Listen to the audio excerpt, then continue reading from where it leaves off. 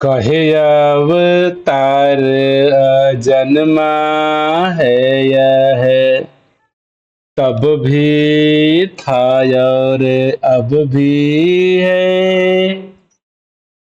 कहे अवतार अजन्मा है यह, तब भी था और अब भी है। कहे अवतार अजन्मा है यह, तब भी था और अब भी है। यहाँ पे सतगुरु समय के मालिक रहबर परवरदिगार गुरु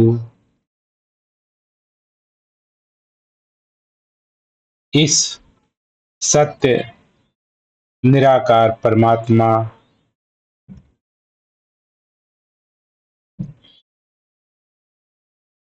को परिभाषित करने का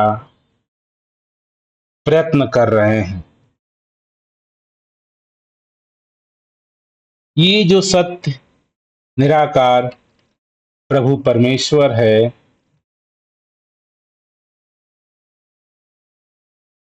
इसके प्रति जो हम मानव की जो आम तौर पे धारणा बनी हुई है परमात्मा को लेकर के,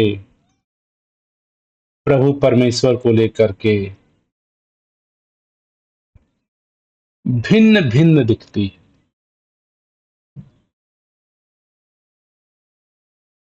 आम तौर पे एक जो इंसान है उसके मन में, उसके सोच में प्रभु परमात्मा ईश्वर अर्थात भगवान की एक छवि, एक मूर्ति, एक आकृति, एक कल्पना बनी है। अगर बात करें एक हिंदू परिवार है तो उस घर की ऐसी मान्यता है कि भगवान ऐसा है। कृष्ण के रूप में कोई मानता है, कोई राम के रूप में, कोई नाना प्रकार के देवी देवताओं के रूप में।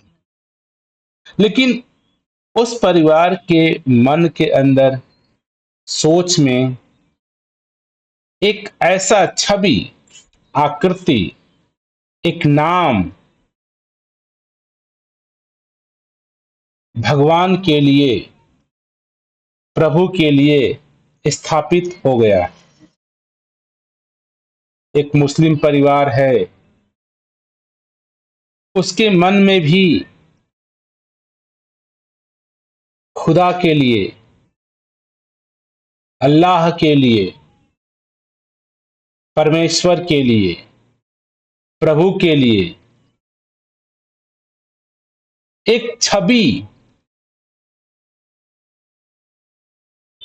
एक ऐसी धारणा बैठी हुई है।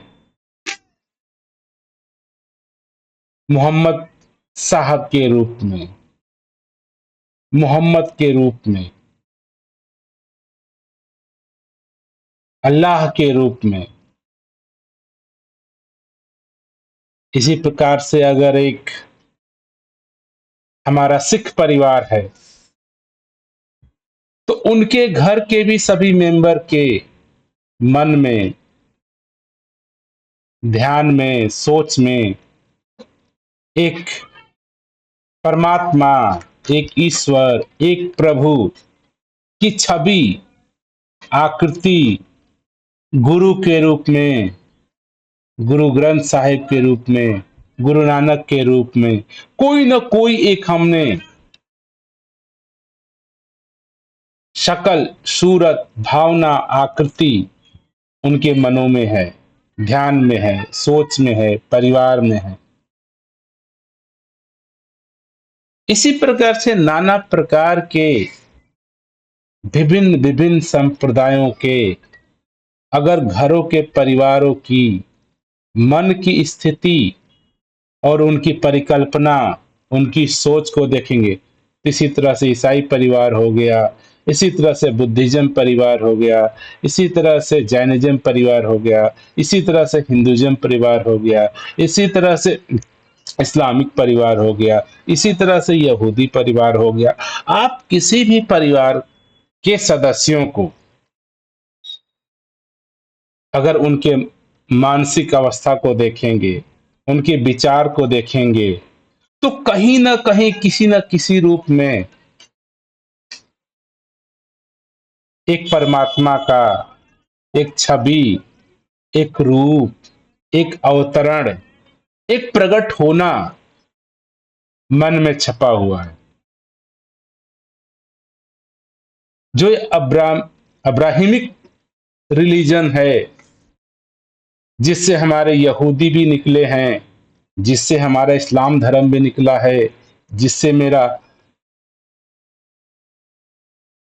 क्राइस्ट ईसाई धर्म भी निकला है, क्रिश्चियनिटी भी निकला है, क्रिश्चियंस। ये तीनों धर्मों का जो मूलभूत जो शिक्षाएं हैं प्रभु परमात्मा को लेकर के, ये तीनों कह सकते हैं कि आज दुनिया में अगर दुनिया की आबादी को धार्मिक संप्रदायों के आधार पर देखेंगे तो उसमें क्रिश्चियंस सबसे ज्यादा फॉलो करने वाले लोग हैं, इस्लाम को फॉलो करने वाले लोग हैं। तो जो इस्लामिक रिलीजन्स के या क्रिश्चियंस रिलीजन के या यहूदी रिलीजन के जो मूलभूत जो धारणाएं हैं परमात्मा के प्रति में, ईश्वर के प्रति में, इन सभी धारणाओं के अंदर एक जो इब्राहिमिक रिलीजन है, अब्राहिम कह सकते हैं कि एक परमात्मा है, एक प्रभु है, एक ईश्वर है। ये तीनों धर्म एक ही इब्राहिम से निकले हैं, चाहे यहूदी धर्म हुआ, इस्लामिक धर्म हुआ, क्रिश्चियन धर्म हुआ। तो इन तीनों धर्मों की जो मूलभूत धारणाएं हैं परमात्मा को लेकर के, सत्य प्रभु को लेकर के, ये तीनों ही धर्म मानते हैं कि एक परमात्मा है। लेकिन आज हम इन धर्म के मानने वाले लोगों के विचार को देखें तो एक क्रिश्चियंस मानता है कि जीसस ही प्रभु हैं, एक मुस्लिम इस्लामिक कंट्री के लोग मानते हैं कि मोहम्मद ही पैगंबर हैं, खुदा हैं, यहूदी धर्म मानते हैं। इसी तरह से आप हमारे हिंदुइज्म में बात करें या जैनिज्म में बात करें या बुद्धिज्म में बात करें, कोई महावीर को प्राथमिकता दे रहा है भगवान के रूप में, कोई बुद्ध को भगवान के रूप में प्राथमिकता दे रहा है, कोई कृष्ण को, कोई राम को, गुरु नानक को। तो ये जो सत्य परमात्मा जो एक है, इसके ये नाना प्रकार के रूप, आकृतियां आज हम मानव समाज के बीच में उपस्थित है।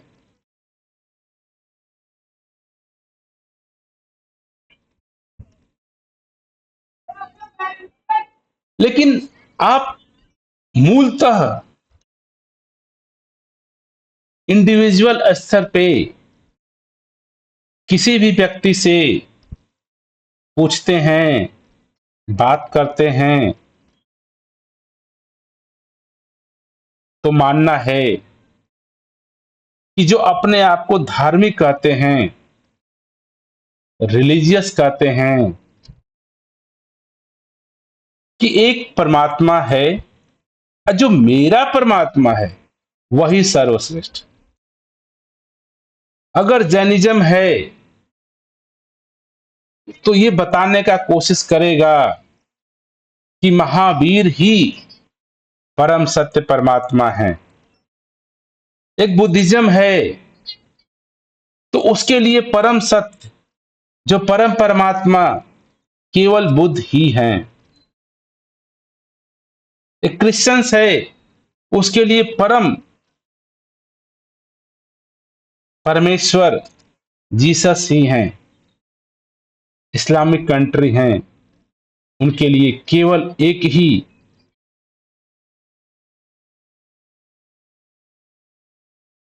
खुदा, अल्लाह, मोहम्मद है। आप देखोगे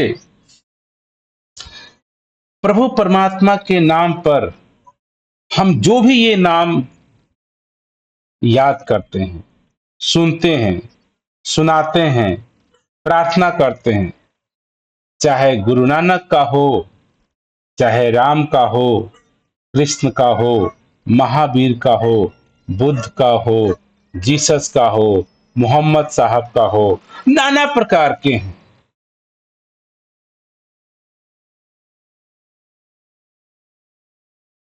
तो क्या अगर हम मनुष्य मानवता के स्तर पे देखें, मनुष्यता के स्तर पे देखें, तो ये नाना प्रकार के, विभिन्न प्रकार के क्या परमात्मा, क्या प्रभु होता है?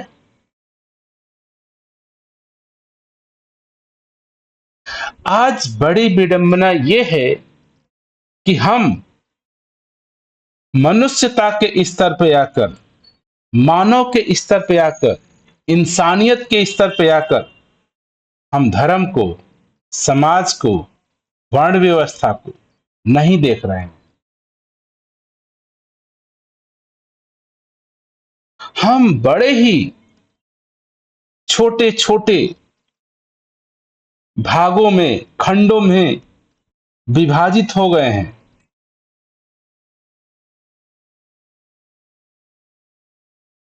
और मेरी दुनिया, मेरा परमात्मा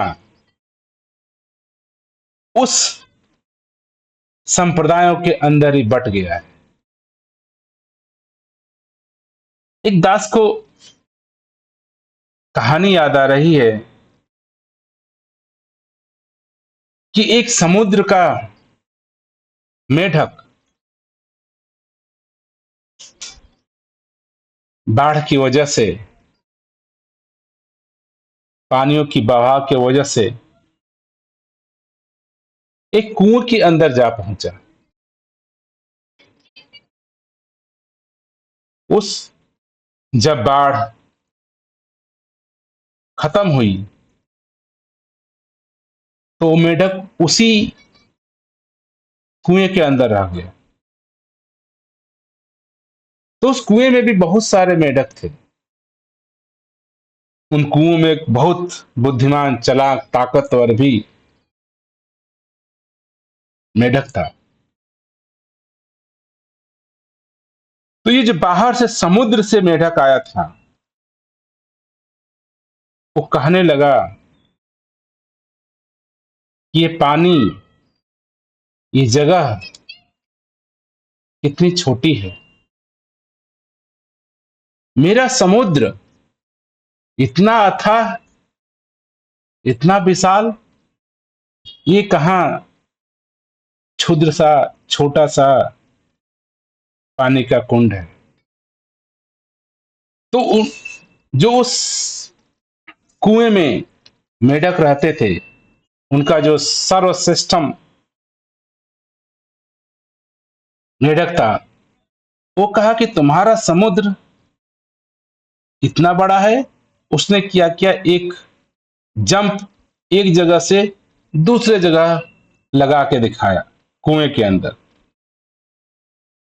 तो समुद्र का कुआं मेढक था, उसने कहा इससे बहुत बड़ा है। फिर कुएं के मेढक ने एक बड़ा जंप लगाया, उछाल लगाया, कूदा, कहा इतना बड़ा। समुद्र के मेढक ने कहा बहुत बड़ा इससे। फिर उसने जंप लगाया, कुएं के एक छोर से कुएं के बीच में जंप लगाया एक साथ, आधा तक। बोले इतना बड़ा। समुद्र का मेढक बोला बहुत बड़ा। अब उसको पूरे ताकत लगा करके कुएं के मेढक एक किनारे से दूसरे किनारे तक छलांग लगाता है। कहा इतना बड़ा हो सकता है। समुद्र का मेढक कहा इससे बहुत बड़ा। तब तो कुएं के मेढकों को विश्वास ही नहीं आया। ये हो नहीं सकता है, तुम झूठे हो, ये संभव नहीं। इस कुएं में अनंत जन्मों से हम मेरा परिवार रह रहे हैं। शायद तुम यहां नए आए हो, तुमको पता नहीं, कुछ भी कहे जा रहे हो, कुछ भी सुनाए जा रहे हो।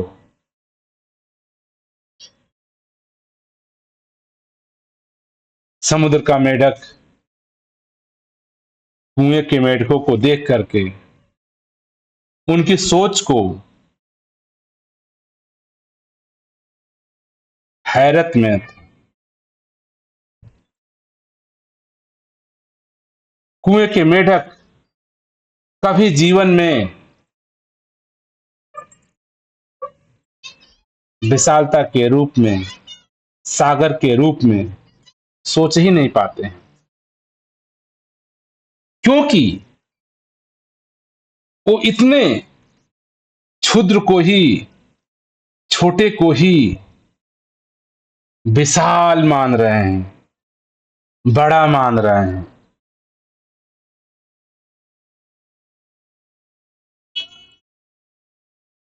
आज यही हालत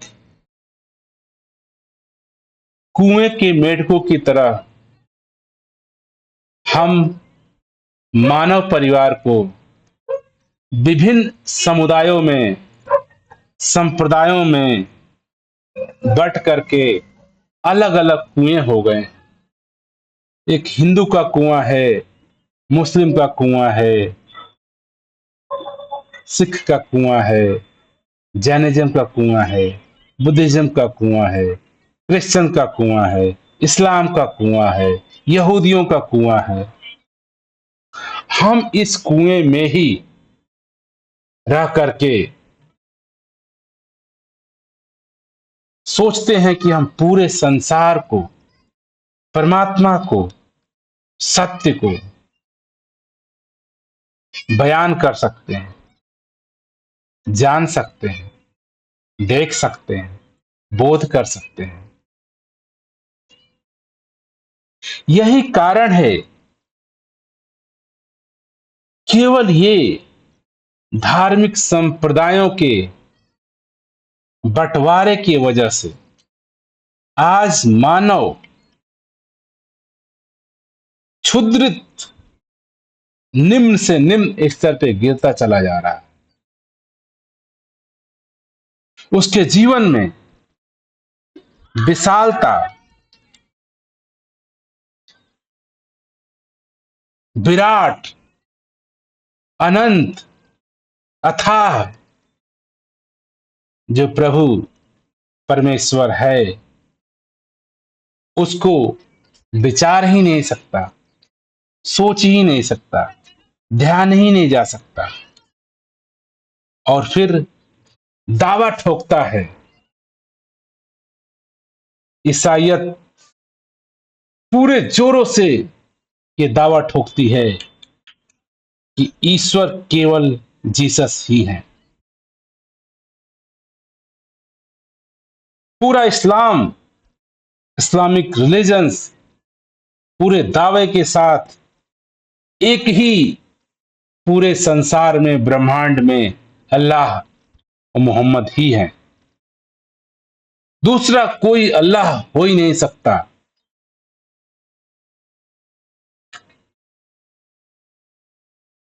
जीसस के अलावा दूसरा परमेश्वर हो ही नहीं सकता। राम के अलावा दूसरा परमात्मा हो ही नहीं सकता। कृष्ण के अलावा दूसरा परमात्मा हो ही नहीं सकता। बुद्ध के अलावा दूसरा परमात्मा हो ही नहीं सकता। महावीर के अलावा दूसरा प्रभु परमात्मा हो ही नहीं सकता। हम मानो जब तक इन धार्मिक संप्रदायों के अंदर होकर के परमात्मा को परिभाषित करेंगे तो परिभाषित क्षुद्र होगी, छोटी होगी, और सत्य को बयान करने में, विराट को बयान बयान करने में, परिभाषित करने में असमर्थ हो जाती है।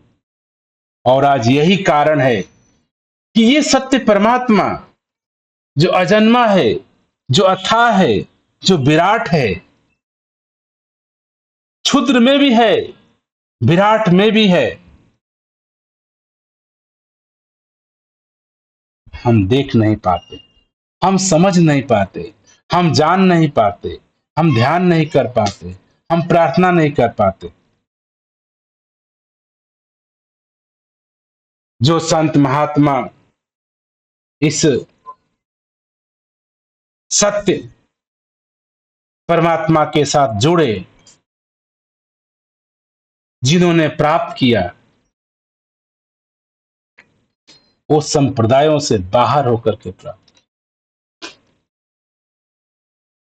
ये कहानी कहती है जीसस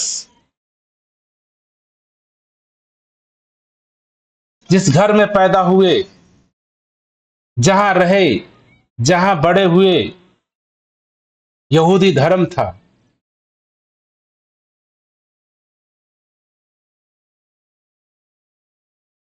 उन्होंने उस धर्म से बाहर निकल करके, ऊपर निकल करके, संप्रदाय से बाहर होकर के सत्य परमेश्वर को, प्रभु को, ईश्वर को जाना, ध्यान किया, प्राप्त किया। ऐसा जिक्र आता है बाइबल के अंदर कि जीसस कुछ समय के लिए प्रभु की खोज, परमात्मा की खोज, ईश्वर की खोज, जो यहूदी धर्म के ढांचे के अंदर रह करके, यहूदी धर्म के जो इब्राहिम की शिक्षाएं हैं, उसके अंतर्गत रह करके शायद परमेश्वर को, मूसा को, प्रभु को समझा नहीं जा सकता, पाया नहीं जा सकता।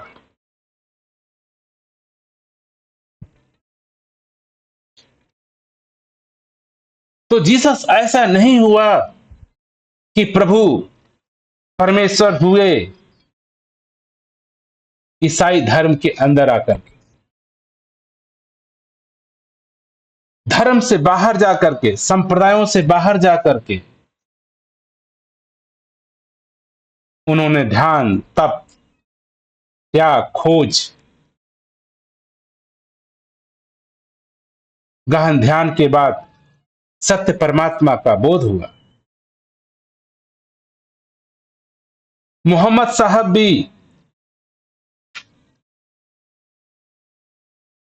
गुरु नानक भी, क्या गुरु नानक को सत्य परमात्मा का बोध, सत्य नाम का बोध सिख धर्म के अंदर आकर हुआ कि धर्म से बाहर जाकर हुआ? बुद्ध को क्या सत्य की प्राप्ति बुद्ध धर्म के अंदर आकर के हुई कि बुद्ध धर्म से बाहर रह के हुई?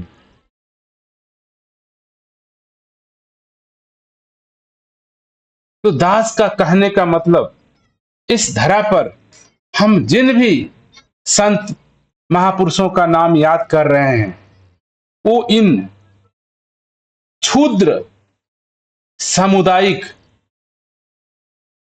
संगठनों से ऊपर उठ करके इंसानियत की दृष्टि से, मानव की दृष्टि से, प्रकृति की दृष्टि से, ब्रह्मांड की दृष्टि से जब उन्होंने सोच किया, विचार किया, अध्ययन किया, मगन किया, ध्यान किया, फिर तब उनको जो सत्य है, विराट है, अजन्मा है, अथाह है, अनंत है, इसका बोध हुआ, जानकारी हुई, समझ हुई। तो अगर मेरे जीवन में अगर कभी ख्याल आता है, कभी ध्यान आता है प्रभु का, परमात्मा का, भगवान का, तो मैं कभी भी इन धार्मिक संप्रदायों में रह करके क्षुद्र विचारधाराओं से ग्रसित होकर के मैं अशुद्ध निराकार विराट सत्य परमात्मा से अवगत नहीं हो सकता।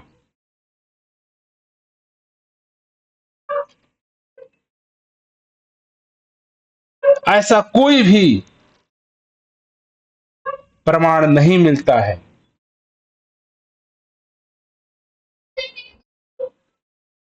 क्योंकि ये सत्य,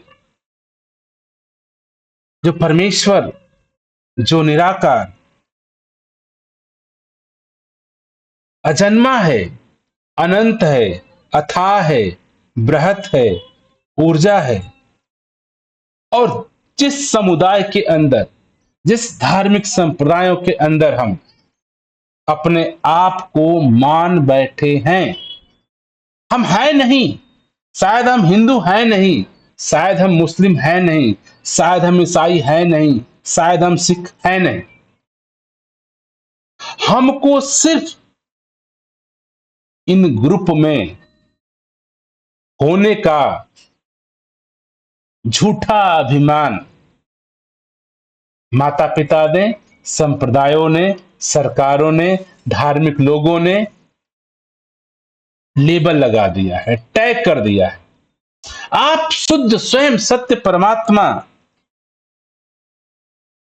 लेकिन इस शरीर में, जिस घर में, जिस संप्रदाय में, जिस जगह पे, जिस लोकेशन में जन्म लेते हैं, वो सांप्रदायिक लोग, वो धार्मिक जो कहते हैं, वो लोग आपको, कोई हिंदू का टैग लगा देता है, कोई मुस्लिम का टैग लगा देता है, कोई ईसाई का टैग लगा देता है, कोई नाना प्रकार के धर्मों का टैग। क्या टैग लगने से आप हिंदू हो जाते हो, मुस्लिम हो जाते हो, सिख हो जाते हो, ईसाई हो जाते हो? कभी विचार ही नहीं करते, कभी सोचते ही नहीं, और जब सोचते हैं तो केवल कुओं के मेढकों की तरह उस संप्रदाय में, उस कुएं के अंदर जो विशाल है, उसको ही विशाल मानते हैं, उसको ही प्रभु मानते हैं, उसको ही परमात्मा मानते हैं, उसको ही सत्य मानते हैं।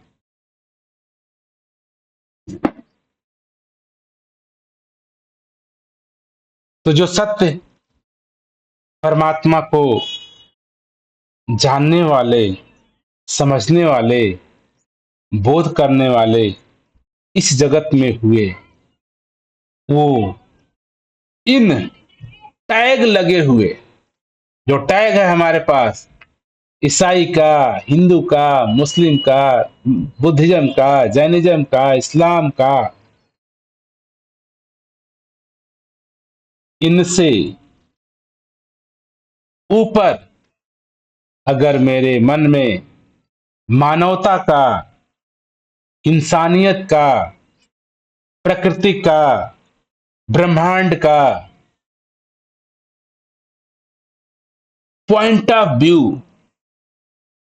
मिल जाता है, का सहारा ले लेता है इंसान, तो इसी जगत में इस सत्य निराकार परमात्मा को प्राप्त करता है, स्वयं निराकार परमात्मा हो जाता है। क्योंकि जिनको मैं नाम ले रहा हूं, राम, कृष्ण, महावीर, बुद्ध, नानक, कबीर, मोहम्मद, जीसस, मूसा,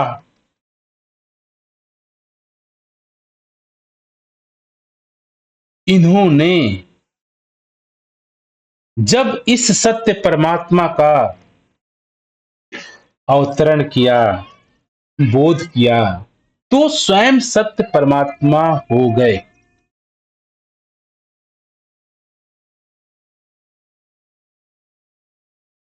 हम सभी को स्वयं सत्य परमात्मा होना होता है। सत्य परमात्मा भगवान मानना नहीं है, जानना नहीं है, प्रार्थना नहीं करना है, पूजा नहीं करना है, स्वयं बुद्ध हो जाना है। बुद्ध भगवान का ये विचार है कि हर इंसान अप दीपो भव, अपने दीप स्वयं बनो। जैसे बुद्ध ने बुद्धत्व को प्राप्त किया और स्वयं परमात्मा हो गए, हम सभी अपने दीपक, अपने आत्मा रूपी, अपने जीव रूपी, अपने प्राण रूपी आत्मा के दीप को जलाएं, जागृत करें, जानें। जैसे ही मैं स्वयं का बोध करता हूं, अपने आप को जानता हूं, मैं स्वयं सत्य निराकार परमात्मा ही हो जाता हूं।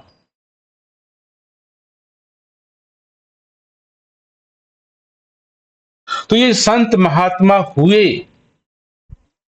अगर हम इनको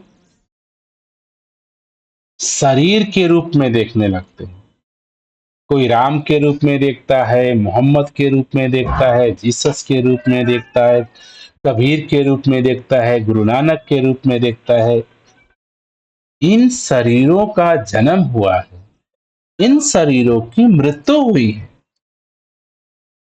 तो वस्तुतः ये जो आकृति हमने अपने मनों में बना रखा है परमात्मा को लेकर के, भगवान को लेकर के,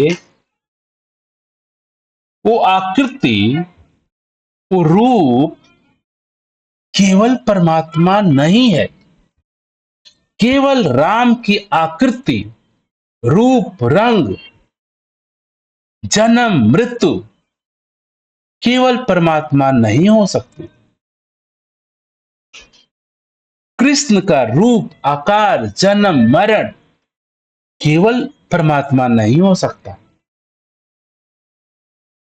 जिसने भी इस प्रकृति में शरीर रूपी जीवन यात्रा तय की, शरीर का, पदार्थ का, आकृति का, आकार का जन्म होता है, मृत्यु होती है।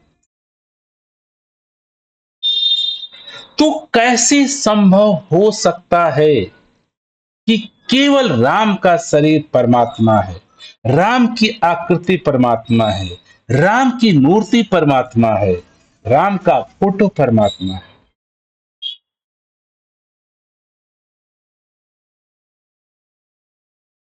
क्योंकि राम,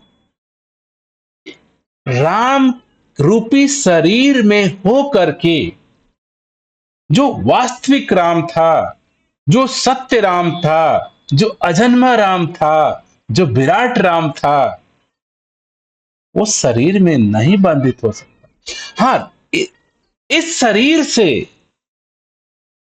राम रूपी आत्मा ने विराट अनंत राम परमात्मा का बोध किया। हम सभी के पास ये मौका है कि इस शरीर के अंदर रहते हुए जब मैं अपने सत्य बोध को हासिल कर लूं, हम सभी के अंदर ये राम है, हम सभी के अंदर ये जीसस है, हम सभी के अंदर ये मोहम्मद हैं, गुरु नानक हैं, कबीर हैं, बुद्ध हैं, लेकिन शरीर के रूप में नहीं, आकृति के रूप में नहीं, घटनाओं के रूप में नहीं, गतिविधियों के रूप में नहीं। बुद्ध का सत्य रूप क्या है? जीसस का सत्य रूप क्या है? मोहम्मद साहब का सत्य रूप क्या है? गुरु नानक का सत्य रूप क्या है? अगर मैं इस सत्य रूप को जानना है तो मुझे शरीरों से, संप्रदायों से, धार्मिक संगठनों से ऊपर उठ करके सोच विचार, एकत्व का, एक का, संपूर्ण का करना होगा। ये संभव सभी के पास है कि वो अपने आप की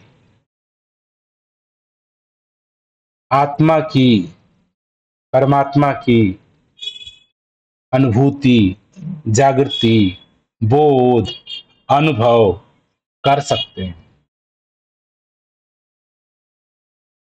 लेकिन आज ये मानव परिवार के नाना प्रकार के क्षुद्र क्षुद्र छोटे छोटे संगठनों में बट करके अपने अपने विचारों के अंदर संकुचित हो गए हैं। जो सत्य परमात्मा है, जो अजन्मा है, ये सत्य निराकार परमात्मा या आत्मा यहां पे कहा जा रहा अजन्मा है, इसका जन्म नहीं होता। प्रभु परमेश्वर का जन्म नहीं होता तो मृत्यु नहीं होती। और हम जिसे प्रभु मान रहे हैं, जिस आकृति को, जिस शरीरों को, शरीरों ने जन्म लिया, शरीरों ने मृत्यु को प्राप्त किया, तो कहीं हमारी मूलभूत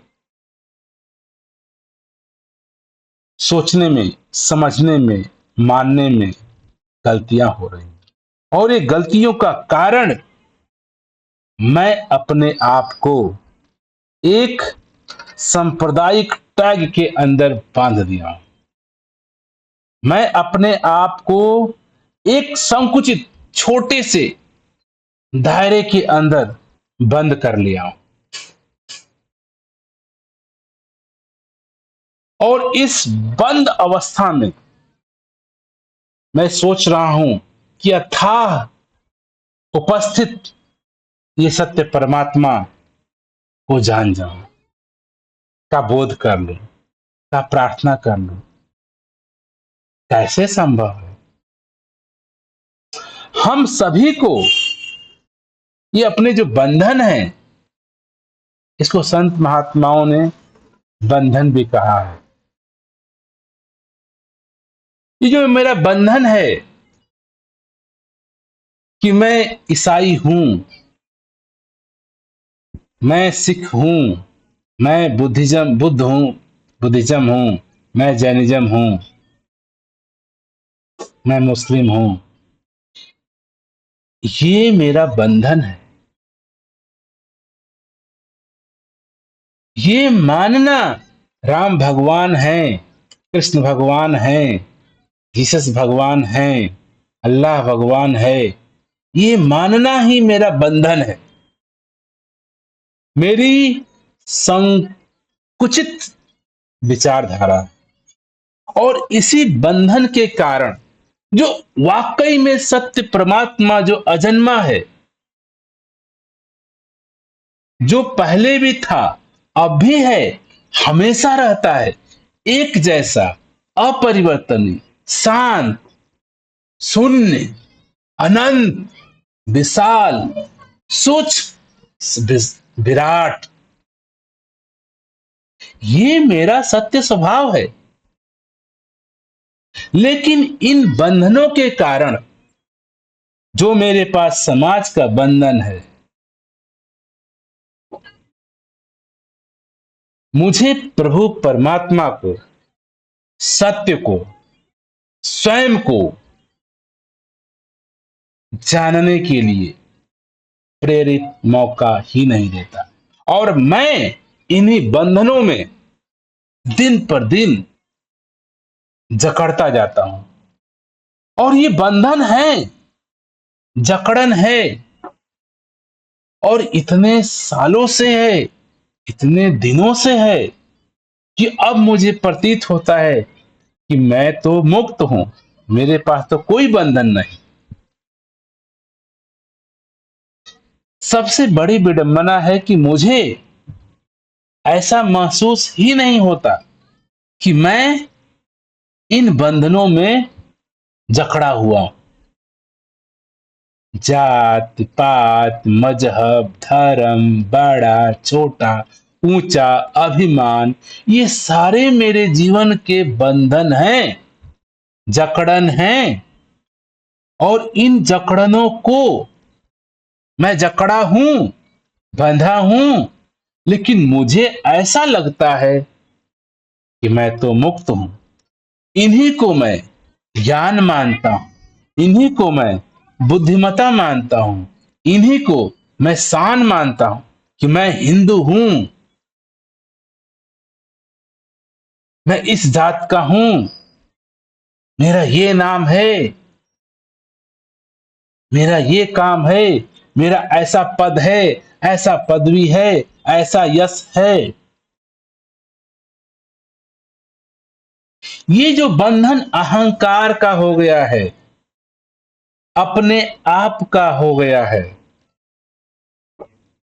ये बंधन है।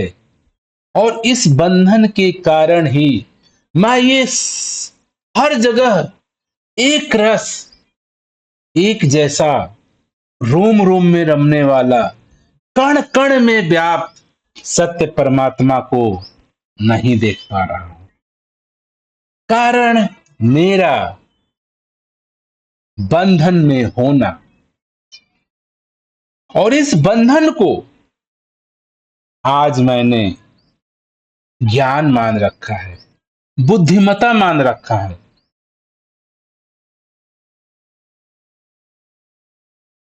कितने स्वभाव के साथ, अभिमान के साथ मैं कहता हूं कि मैं सिख हूं, मैं मुसलमान हूं, मैं हिंदू हूं, मैं बुद्धिज्म हूं, मैं क्रिश्चियंस हूं।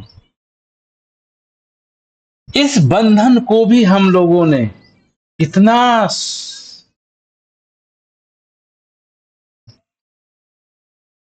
मजबूती से पकड़ा हुआ है कि ये मुझे बंधन लगता ही नहीं।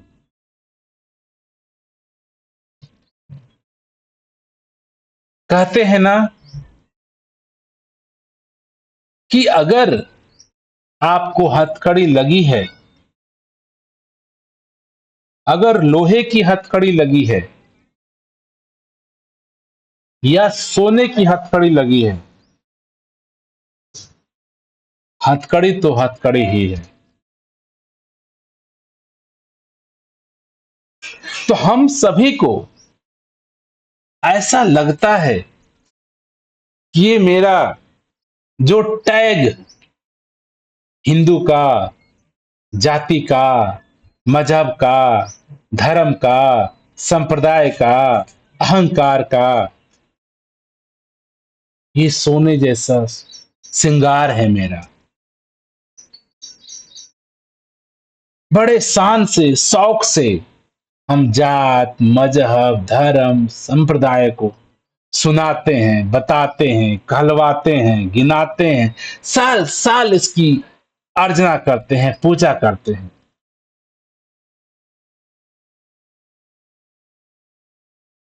और जीवन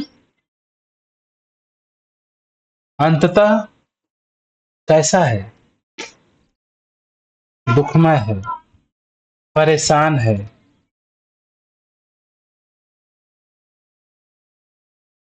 आदमी को तसल्ली नहीं, आदमी को चैन नहीं, आदमी को शांति नहीं, आदमी को सहजता नहीं, आदमी के पास मधुरता नहीं, सहनशीलता नहीं, नम्रता नहीं। है क्या? बेचैनी, तकलीफ, दिक्कतें, दुख। ये हम सोचते नहीं कि इतना मेहनत करके मैं धर्म, कर्म, जाप, ताप, अहंकार कर रहा हूं, और इन सब का जीवन में आउटकम क्या हो रहा है? क्या जीवन में शांति है, सुकून है, सहजता है? नहीं है। तो क्यों नहीं विचार करते कहीं हम किसी बंधन में तो नहीं है?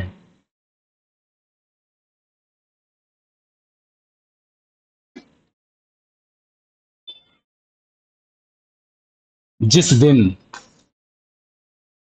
किसी भी इंसान को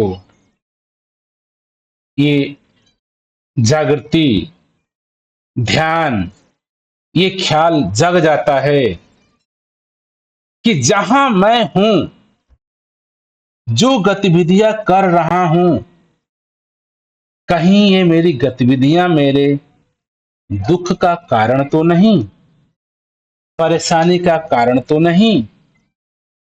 क्योंकि इन लाखों लाखों सालों से इन धार्मिक, जात पात, मजहबों की संस्कृति से मानव दुखी हुआ है, दुखी है, परेशान है।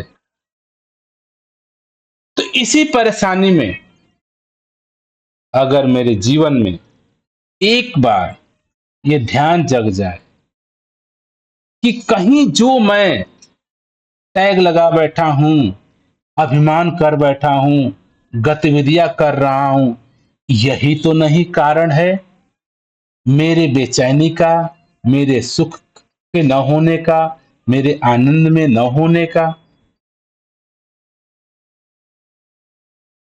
इन्हीं अवस्था में चंद मनुष्य को, मानव को, इंसानों को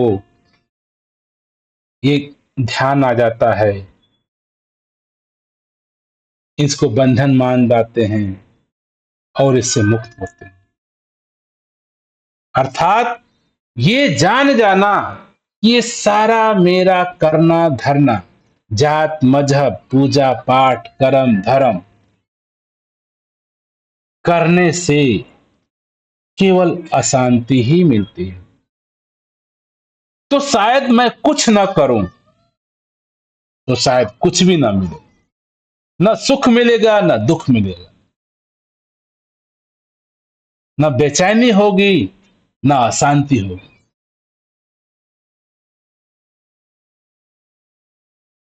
या मैं अपने आप को ऐसे के साथ जोड़ दूं जिसपे ना सुख का असर है, ना दुख का असर है, न जात का असर है, न पात का असर है। क्योंकि आप वो शुद्ध,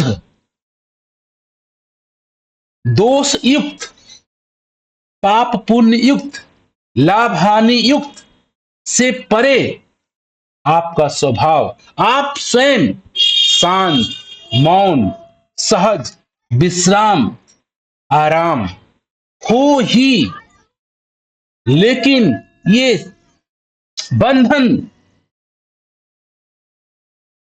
जात का, पात का, मजहब का, कर्म का, धर्म का, करने का, पाने का, खोने का, ये बंधन ही मात्र आपको आपकी जो अंतर्गत शांति है से दूर किए हैं। जो आपका अंतर्गत स्वभाव सहन है, सहनशीलता है, शांत है, मौन है, एक रास्ता है, अजन्मा है, आप इससे अनभिज्ञ हो जाते हैं।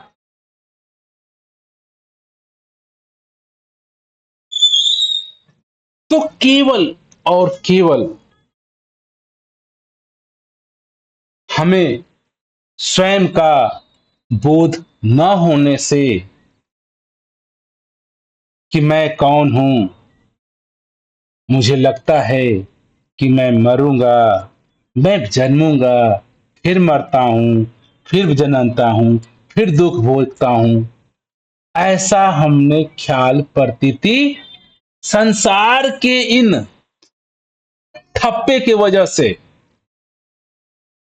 विद्या के वजह से, ज्ञान के वजह से, जानकारी के वजह से ऐसा मैं मान बैठा हूं। और यही मानना, संप्रदायों में बंटना, ग्रुपों में बंटना हमारी बुद्धिमत्ता को संकुचित, संकीर्ण अवस्था में ला देती है। और मैं, जो मेरा सत्य स्वभाव है, होते हुए भी मैं इससे अनभिज्ञ हो जाता हूं, मैं इससे अपरिचित रहता हूं। मैं अपने आप से अपरिचित हूं। मैं दुनिया के सबको जानता हूं। धर्म, जात, मजहब, पढ़ाई लिखाई, माता पिता, रिश्तेदार, सबको ए टू जेड जानता हूं। लेकिन मैं कौन हूं, मेरा स्वरूप क्या है, मेरा सत्य क्या है, मेरा स्वरूप क्या है, इससे मैं अनभिज्ञ हूं। यही कारण है कि दुनिया के सारे रिश्ते, सगे संबंधी, धन दौलत होने के बावजूद भी इंसान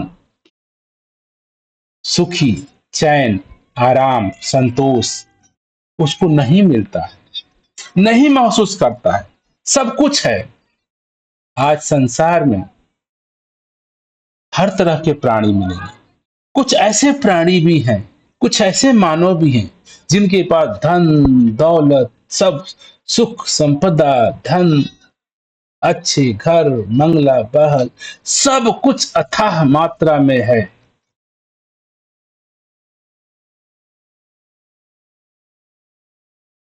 फिर भी बेचैन है, शांत नहीं है, अशांत है, सुकून नहीं है। ऐसा क्यों? और ऐसे भी लोग हैं न जिनको खाने के लिए रोटी है, न कपड़ा है, न मकान है, वो भी परेशान है, वो भी शांत नहीं है। तो ये दोनों की सेम अवस्था है। एक के पास है सारे सुख साधन, फिर भी वो शांत नहीं है।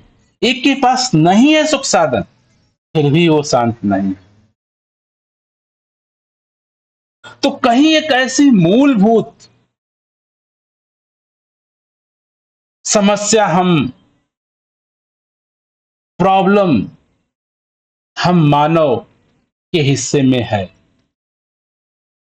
और मूलभूत समस्या अपने आप से परिचित न होना है। आप अनजान है, इस संसार में भ्रमण कर रहे हैं, नाना प्रकार के सुख संसाधन सब कुछ है, फिर भी आप क्यों परेशान हैं? दास कई बार ये उदाहरण देता है। एक छोटा सा बच्चा है, अपने पिता के साथ मेला देखने गया। मेला में नाना प्रकार के खाने के, पहनने के, खेलने के, खिलौना, गुड़िया सब कुछ है, सुंदर दृश्य है। किन्हीं कारणों से वो अपने पिता से खो जाता है, छूट जाता है। और वही मेला जिसमें सारे सुख साधन, हंसने के, मजा करने के सभी साधन थे, वो सभी साधन वो देखता है, फिर भी बेचैनी बनी रहती है। कोई उसको सुख साधन, हंसी नहीं देती है, मुस्कुराहट नहीं देती है। वो सारे संसाधन उस होने के बावजूद भी वो शांत नहीं, खुश नहीं, हंस नहीं रहा है। वो अपने आप से बिछड़ गया है, अपने आप से खो गया है, और पूरा मेला उसके लिए अनजान है। आज हमारी भी यही परिस्थिति है। हम इस ब्रह्मांड बड़े विशाल में, इस संसार में सारे सुख संसाधन उपलब्ध हैं, फल फ्रूट, सुख साधन, धन दौलत सब कुछ है, लेकिन मैं अपने आप को खो बैठा हूं। मेरा स्वभाव क्या है, मैं कौन हूं, इससे मैं अनजान हूं, अपरिचित हूं। ये कारण है कि ये सारे सुख साधन होते हुए भी, ये धन दौलत होते हुए भी, परिवार बच्चे होते हुए भी, कहीं मेरे अंदर वो सुख, वो सहज, वो शांति, वो समग्रता वो नहीं आती। जैसे ही उस बच्चे को, उस बालक को वो अपना पिता मिल जाता है, उसको अपना मिलते ही हंसी, खुशी, उत्साह, उल्लास अपने आप आ जाता है। अब उसे नहीं जरूरत खिलौनों की, खाने की, धन की, दौलत की। वो स्वयं अपने से परिचित होते ही अनंत उत्साह में, उल्लास में, खुशी में चूर हो जाता है। अब वही खिलौने, वही खाने की वस्तु वो पिता के साथ होकर के, अपनों के साथ होकर के, अपने के साथ होकर के वही खाना खाता है, आनंद देता है। वही खिलौना हंसी देती है, वही गुड़िया खुशी देती है। इसी प्रकार से हम सभी मानव, हमारे पास जीने के लिए, खाने के लिए हर सुख साधन है, जीवित रहने के लिए श्वास, पानी के लिए, पीने के लिए पानी, रहने के लिए धरती, खाने के लिए फल फ्रूट्स, नाना प्रकार के सुख साधन उपलब्ध हैं। ये सारे होते हुए भी मैं चि, चिंता में हूं, परेशानी में हूं, दिक्कत में हूं, कठिनाई में हूं। कहीं मूलभूत हम कहीं खोए तो नहीं हुए हैं? एक बार होश में लग जा कि मैं कहीं खो तो नहीं गया हूं, कहीं मैं भूल तो नहीं गया हूं।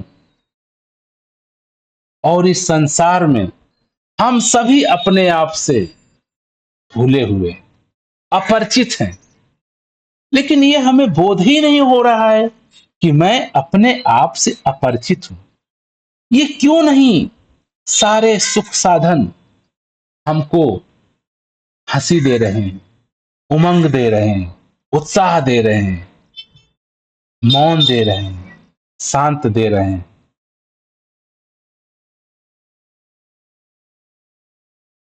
जब इसी धरती पे हम मानव के ही अंदर कुछ चुने गुने लोगों को जब ऐसा प्रतीति, ऐसा ध्यान, ऐसा बोध आता है कि मैं अपने आप से ही अनजान हूं, यही मात्र कारण है मेरे इस जीवन यात्रा को सहज न बनने का।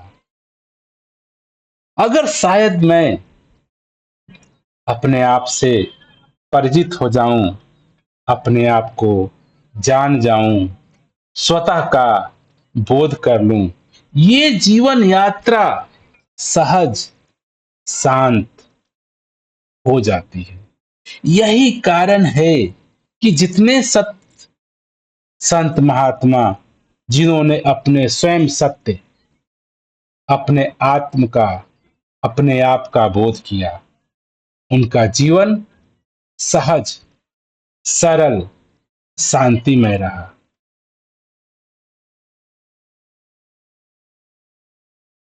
तो हम सभी के पास ये सुंदर मौका है, हम अपने इस शरीर रूपी जीवन यात्रा को सुगम, सहज, सरल से जी सकते हैं अगर मैं अपने स्वयं के सत्य का बोध कर लूं, अपने आत्मा को जान लूं, या परमात्मा को जान लूं, या सत्य निराकार को जान लूं। ये मौका है स्वयं की बोध का, स्वयं के अनुभूति का, अपने आप से परिचय होने का। और जिस दिन मैं इस सत्य निराकार, जो मेरा सत्य स्वभाव है, जो मैं स्वयं हूं, जब इसका मुझे बोध, इसकी मुझे जागृति होती है, तो ये जीवन इस सत्य निराकार की भांति, क्योंकि मैं सत्य निराकार हूं, परमात्मा इस घन घट के अंदर वास कर रहा है, परमात्मा ही बोल रहा है, परमात्मा ही चिल्ला रहा है, परमात्मा के कारण हम। जस मैं अपने आप से अपरिचित हो गया, ये संत महात्मा हमको ऐसा अद्भुत मौका, समझ, बुद्धिमत्ता देने का प्रयास करते हैं कि हे मानव, तू स्वयं से, अपने आप से परिचित हो जा, अपने आप को जान जा। और जिस दिन तू अपने स्वयं का अनुभूति, सत्य निराकार का बोध करता है, तू अजन्मा है। तू पाता है मैं तो ये अजन्मा हूं, ना मैं कभी जन्मता हूं, ना मैं कभी मरता हूं। तो ये जीवन की यात्रा जो जन्म और मरण की है, ये मेरी तो नहीं है। हाँ, मैं इस यात्रा को तय करने वाला। इस संसार में ये जीवन यात्रा मानव रूपी सहजता से तय होने लगती है अगर मैं अपने इस सत्य निराकार आत्मा का बोध कर लेता हूं, अपने आप को जान जाता हूं। क्योंकि मेरा सत्य स्वभाव, इसको कृष्ण ने भी बाखूबी हम सभी को बताया है कि जो मेरी आत्मा है, ये अजर है, अमर है, सर्वव्यापी है, विराट है, कण कण में है, अनंत है, हर जगह है, एक जैसा है, अदृश्य है, अपरिवर्तनीय है। ये मेरा सत्य स्वभाव है। इसको जानते ही, इसको बोध में लाते ही, इसको अनुभव में लाते ही मेरा जीवन के अंदर ये गुण खुद होते ही हैं। मेरा सत्य स्वभाव शांत है, मौन है। हम मौन है ही, हम शांत हैं ही। हमें शांत होना नहीं, हमें मौन होना नहीं, मुझे सहज होना नहीं, मुझे अजन्मा होना नहीं। मैं, ये मेरा सत्य स्वभाव, जो मेरा रूप है, ये स्वयं सत्य निराकार का ही रूप है। ये शांत है, मेरा स्वभाव शांत है, मेरा स्वभाव अजन्मा है, मेरा स्वभाव एक रस है, मेरा स्वभाव अपरिवर्तनीय है। जब आप अपरिवर्तनीय हैं, तो किस बात का डर, किस बात का भय, किस बात की चिंता, किस बात की परेशानी, किस बात की दिक्कत, ये तभी तक मेरे जीवन में है, तब तक जब तक कि मैं अपने इस आत्मरूपी सत्य स्वयं का बोध नहीं करता। तो संत महात्मा यही हमको इस वाणी से भी समझाने का प्रयास कर रहे हैं। कहे अवतार अजन्मा है यह, पहले था और अब भी है। अगर मैं अपने आत्म स्वरूप निराकार परमात्मा को, अपने स्वभाव को देखता हूं, तो मैं पाता हूं मेरा सत्य स्वभाव अजन्मा है। और मेरा जो सत्य स्वभाव है पहले भी था, अब भी है और आगे भी रहेगा। यही मेरा स्वभाव परमात्मा है, निराकार है, भगवान है, खुदा है, अल्लाह है, गॉड है, जीसस है, गुरु नानक है, बुद्ध है, महावीर है, कबीर है, कोई भी नाम इसको दीजिए। आप इन सब से जुदा नहीं हैं, आप इन सब से अलग नहीं हैं। आप सत्य स्वरूप ऊर्जा के रूप में पूरे ब्रह्मांड में, अपने पूरे शरीर में, हर जगह एक जैसा, एक रस, अपरिवर्तनीय उपलब्ध हैं, स्थित हैं। यही आपका स्वभाव है। दातार कृपा करे हम सभी अपने इस सत्य स्वभाव में स्थित हो जाए। सत्य स्वभाव में स्थित हो जाना ही जीवन जीना है। अपने सत्य रूप में, सत्य स्वभाव में स्थित होकर के ही जीवन को जिया जाता है।